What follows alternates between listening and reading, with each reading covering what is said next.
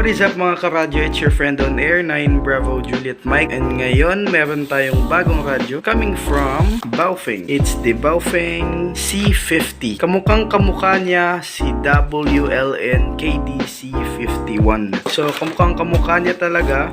Ang pagkaiba lang nila is yung mga buttons. So, ang nagustuhan ko sa radyo na to is may PTT siya sa front. So, actually na-unbox na to eh. Binalik ko lang yung unit sa box para may unboxing experience pa rin tayo. So, buksan natin. So, the box comes with the user manual. Hindi natin ito kailangan ngayon kasi alam na natin kung paano gamitin yung radio. Pero sa mga bago pa dyan, this might be useful. So, kitang-kita naman ninyo sa user manual. Ibang-iba na yung layout ng front. Pero kamukhang kamukha niya si WLN C51. So, ayun.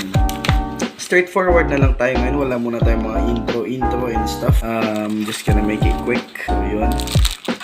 So, ito yung radio. Kamukhang kamukha niya talaga si WLN C51. So, meron siyang PTT sa front. Ayan. 16 channels din. Dito ka mag-change ng channel. Volume naman ay nandito. Monitor. Yung PTT button and also a PTT button at the front. Yan, tignan natin yung battery niya. So ayun, ito yung battery, natanggal ko na siya. Parang sa cellphone lang. Pero ibang-iba siya sa KDC51. Dalawang pins lang, positive, negative. At ilang amperes ba? 1,500 milliamperes. Yun lamang mga karadyo, it's just a quick unboxing experience of the WLN, Baofeng C50.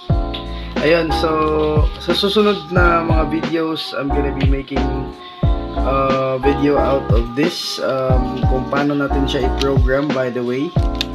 So sa susunod na mga videos, and I will be